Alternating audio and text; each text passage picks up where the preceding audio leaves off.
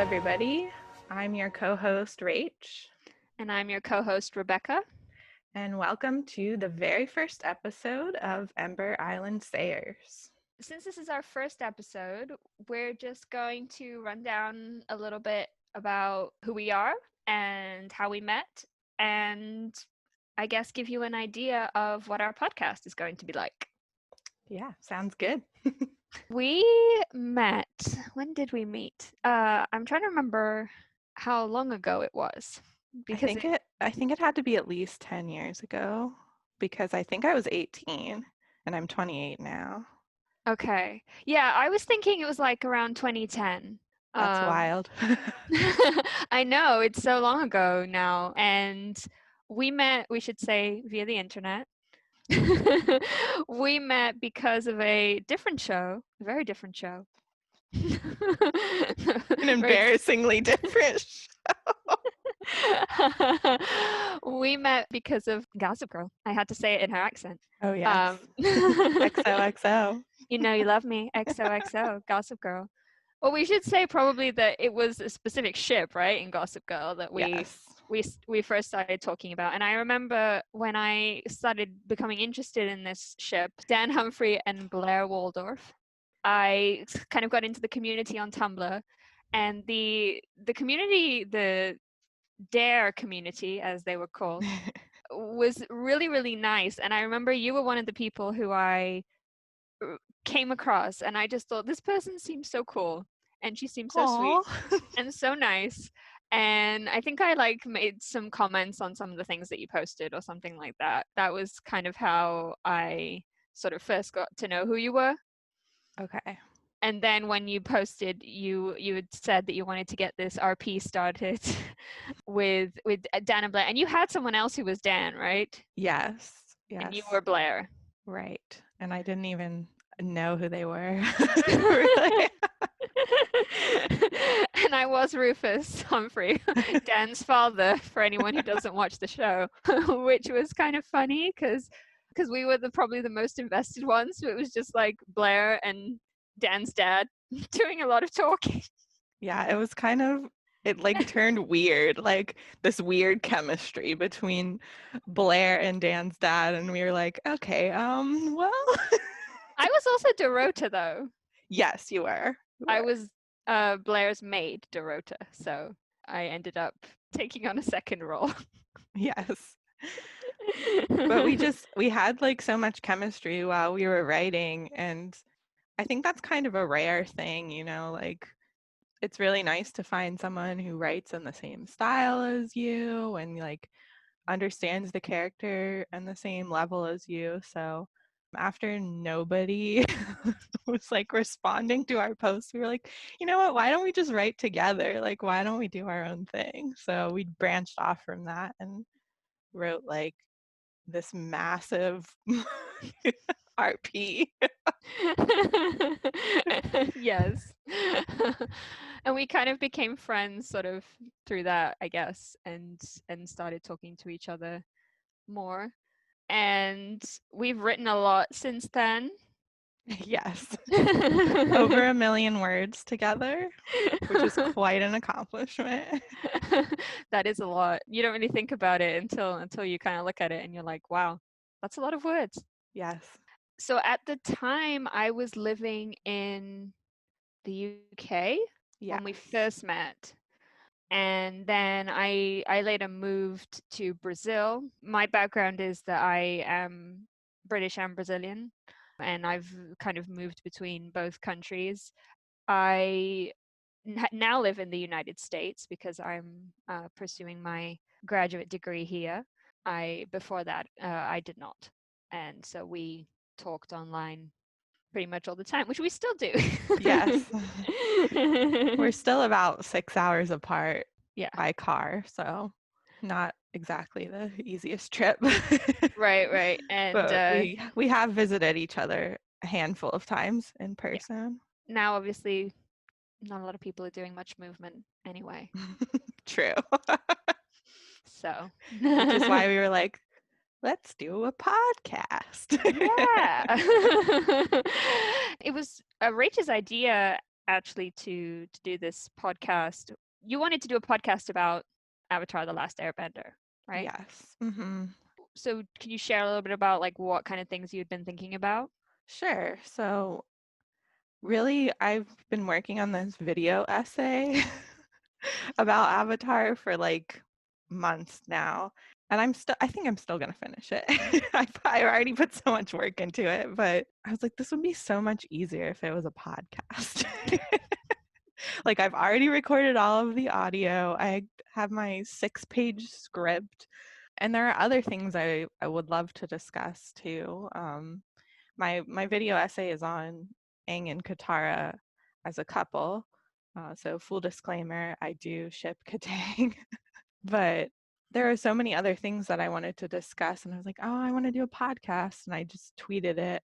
And Rebecca responded and was like, well, we could we could do it together. And I was like, that would be so helpful because I we already write together and it's just a lot more motivating to me when I have somebody else who joins in. So I was like, that's a great idea. I don't know about you too, but I really like podcasts where it's like people having a conversation. Those are some of my favorites to listen to. Yeah, So, yeah, definitely. so I feel like it works well in that format. So I'm a newbie to Avatar: The Last Airbender, but Rach, I think you grew up with it, right?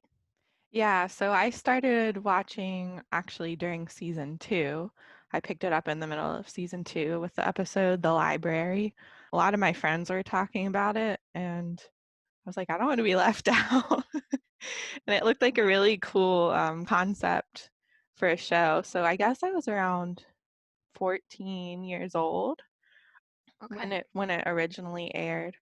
And then I was 15 when the finale came out because I remember that summer was the summer I was moving and I was already really emotional. And then I watched the finale and I think that was like the most I've cried in my entire life.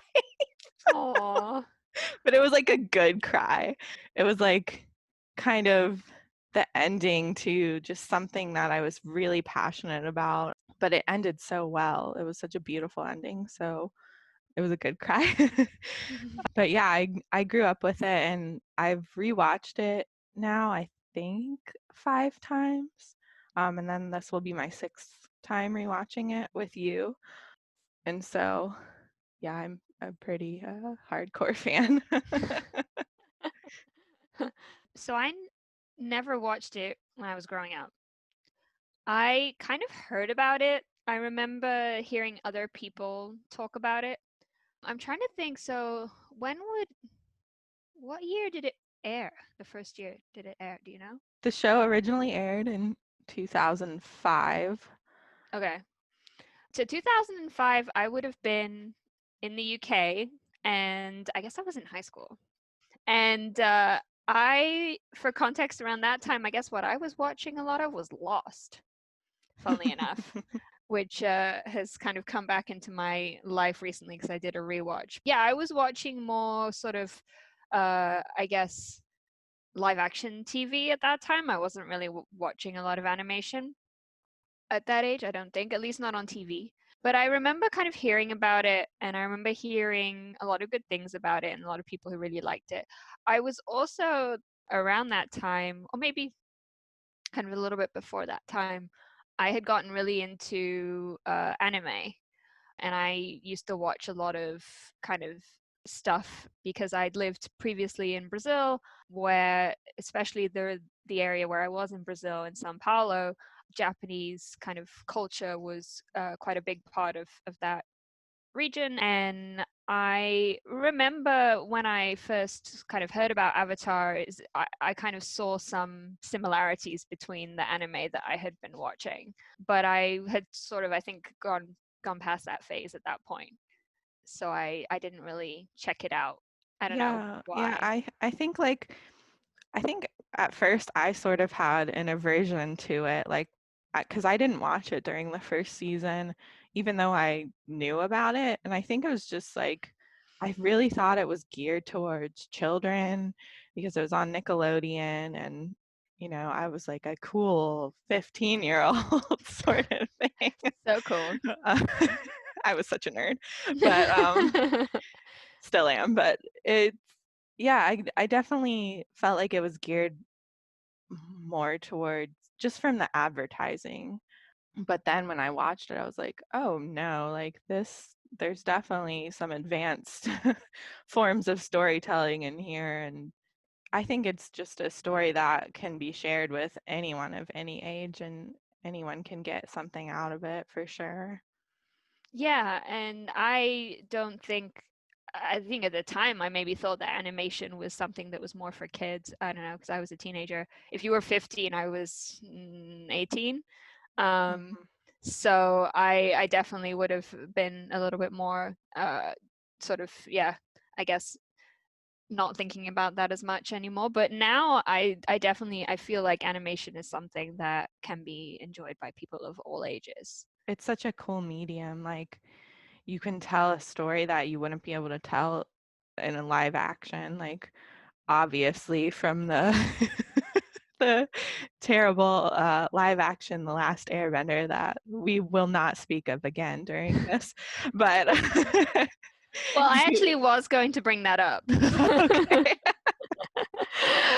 Because I remember when that came out, and I remember just how much everyone hated it.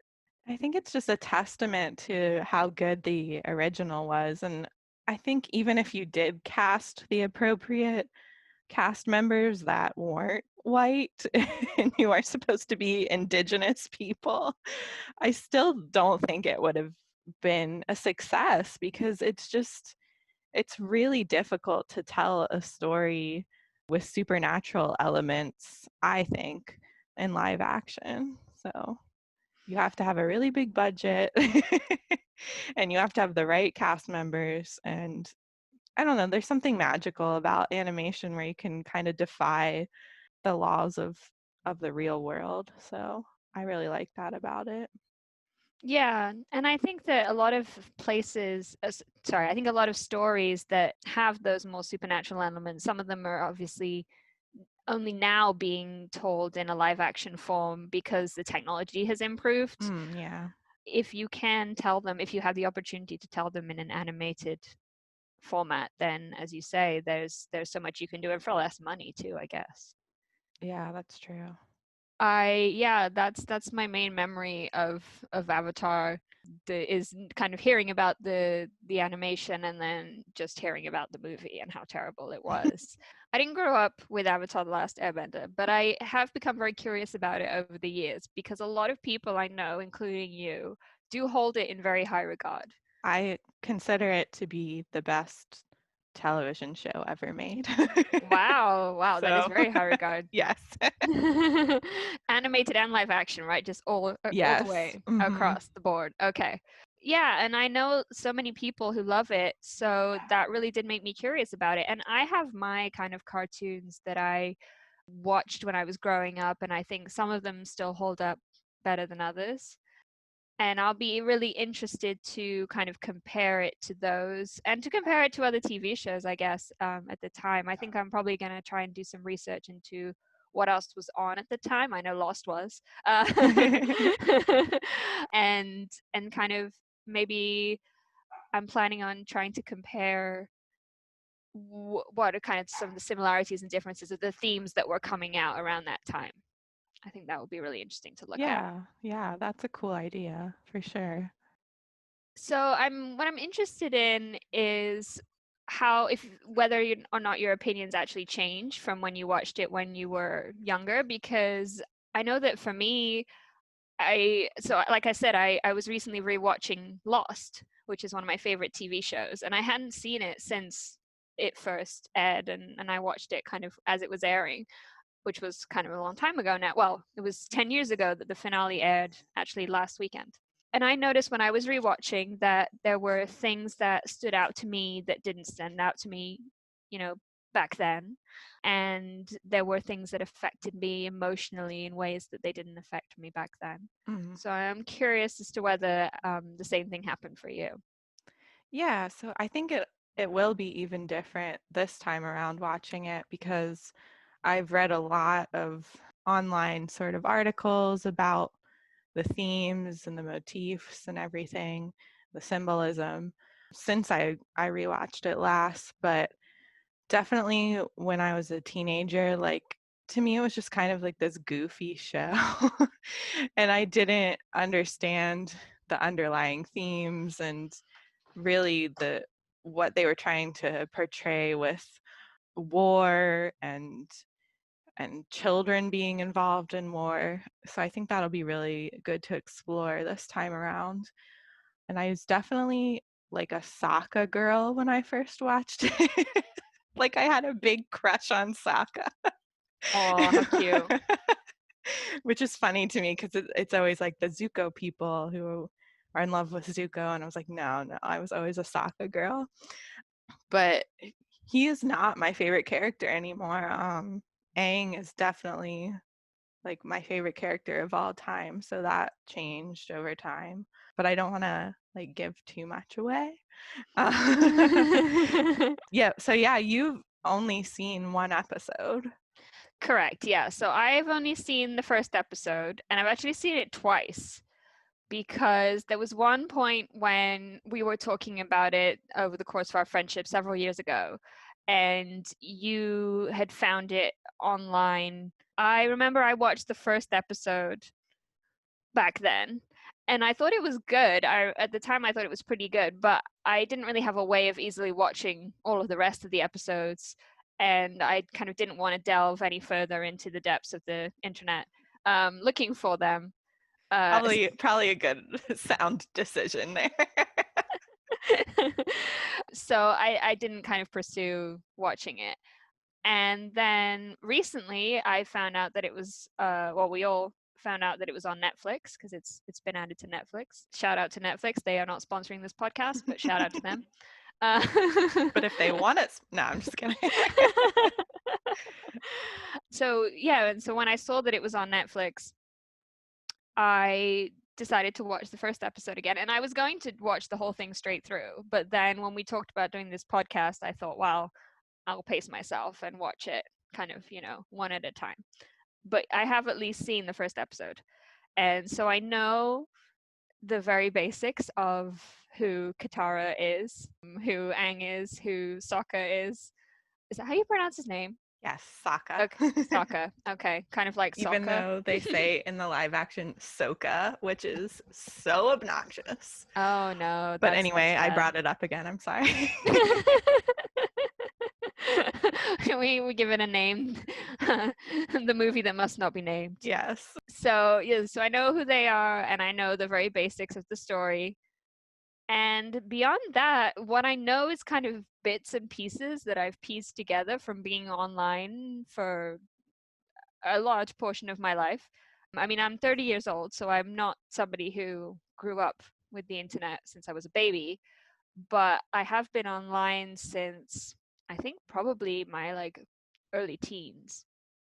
When I first started going online, I was a big discussion forum person. Same. Those were the days before social media. Where you had discussion forums. And I actually, one of the things that I used to do a lot of was go on anime discussion forums. I've kind of picked up a lot of things over the years from just being online because a lot of people talk about Avatar because it's so popular amongst people. And also from talking to you, I know a few things too. I know a little bit about the ship. Should we call them ship wars? Yeah, I guess so. Yeah. I mean, they're obviously very inconsequential wars, but they are wars, I guess. And we're very familiar with that from the Gossip Girl days as well. Oh yes. That was a brutal one. Yeah. that was a lot. And honestly, it made me not keen to venture into any other ship wars ever again. So I know a little bit about that. I know that there's a lot of people who ship Tara and Aang, and then there's also a lot of people who ship Katara and Zuko. I also know that there. I also know that there is some background in these ship wars with, I think there's some stuff about the creators saying that they might have intended for certain things, or the voice actors maybe. I don't know the details. But maybe we don't need to get too far into that. Yeah, And that might be one of my fun facts when we actually discuss the episode. So okay, cool. I'm looking forward to that. Oh yeah, so other characters that I know exist, but I don't know anything about them, or very little about them. I know there's a character called Azula, yes. and I think she is Zuko's sister. Correct. Okay, cool. So I know she exists, and I know that she's kind of like a baddie, sort of. But I also know that there's a lot of nuance in Avatar, and that people go on, arcs, and that they might start out one way and end up a different way. So I don't know what happens with her. And I know there's a character called Toph or Toph. It's Toph. Mm-hmm. Toph. Okay, that just makes him sound like a snobby British person. That's hilarious. So Toph, I don't know anything about Toph. Literally, I don't even know if Toph is a boy or a girl or something else. For all I know, Toph could be like not even human. I don't know.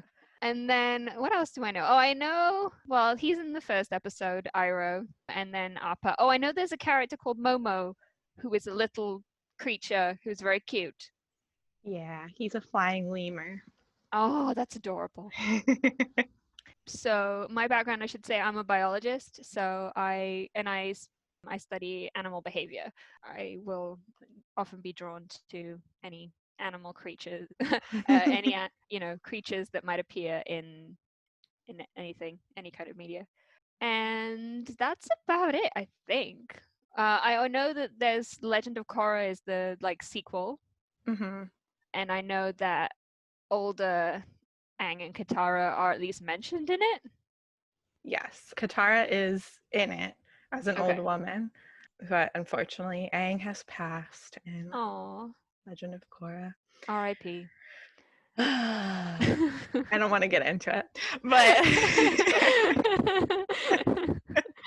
Oh no. But yeah, so I know a lot of people really like that show, and what I've heard about that show is that it's good for different reasons than Avatar is good. It's like its own separate thing. And I don't know if we want to talk about Korra at all. We might maybe talk about it when we're done. yeah, I think there's a lot that you would understand more when you finish the series. Mm-hmm. I could definitely talk about it with you, but honestly, it's up to you if you want to watch it or not. I'm not going to say one way or another. Okay, well, maybe we'll see. We'll see how I feel at the end of all this. Sounds good. And I think that's about it from what I know. Okay. I know that there are people who bend different elements as well, obviously, from having seen the first episode. So. Yes. Water, earth, fire, air. Yes. I won't do the whole intro. I can, but I won't. Restrain yourself. Yes. Well, maybe you can do that as the beginning of the podcast. That would be obnoxious. I don't think I'll do. I'll spare anyone who's listening. Yeah, I'm excited to watch more of the show and to kind of learn more about what it is that people really like about it. And I'm interested to kind of pick out what are the themes and some of the character development too, because I should say the main thing I think I tend to focus on is character. Okay. Well, there's a lot of that. Yeah, I mean, I think plot is also important, but I am willing to forgive a bad plot or a plot with holes in it if the characters are good. And Yeah. I'm less willing to forgive bad characters. Yeah, I'm with you on that for sure. And I think that kind of goes back to, how we became friends originally with Gossip Girl too, because I think Gossip Girl, well, this is not a Gossip Girl podcast, thank God. Gossip Girl is a very flawed show in many ways, but yes.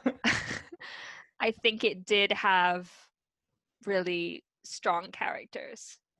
Yeah. Definitely characters that you really felt attached to and like could fall in love with.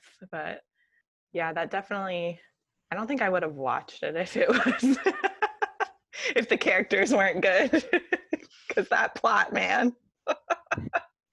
The plot was weird, but now we have Riverdale, and now it doesn't seem so weird anymore. It seems kind That of is normal. very true. You have never been more right in your entire life. This is also not a Riverdale podcast. Yeah, we're not going to go into that.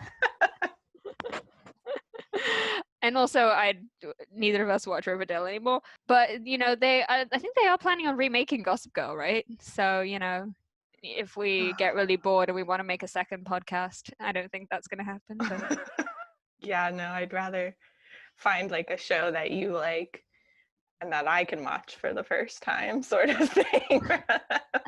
Okay. Ever subject myself to Gossip Girl again. I'm just going to promise that we won't talk about Gossip Girl for future episodes of the podcast. Yes. It just became relevant to this one. So do you want to just maybe talk about what we have planned for future episodes? Sure. So it's going to be a lot of kind of interviewing Rebecca, because she's the one who hasn't seen the series before, but definitely we'll be discussing, the themes, the characters, and every episode is so extremely quotable. We'll definitely be talking about like what quote stood out the most for each one. I'll probably do like a fun fact or some kind of trivia for each episode, just so Rebecca has more background on what's going on. Yeah, and I think, we can talk about sort of who stood out to us in this episode, as well as, the moments and the people who stood out to us. And also kind of bring in, like I said, I think I want to try and look into some of the other things that were on TV at the time and kind of comparing it to that. Mainly, I'm just really curious to check out this show or, learn more about it, because I think it's going to be really fun. And I get the chance to talk to you too about something, which is really cool. Yeah, I'm really stoked. It's really exciting when your best friend watches your favorite TV show. Oh, that's so cute. Well, you recently watched most of the X-Men movies. Yes. Which was awesome. I'm a big X-Men fan, so that was pretty cool. So now it's my turn to check out Avatar, which you love so much. Yes. It's like a part of my personality. I love it so much. Oh, that's so cute. Is there anything else that we want to share with everyone before we go? I think that's about it, but I'm excited. Me too.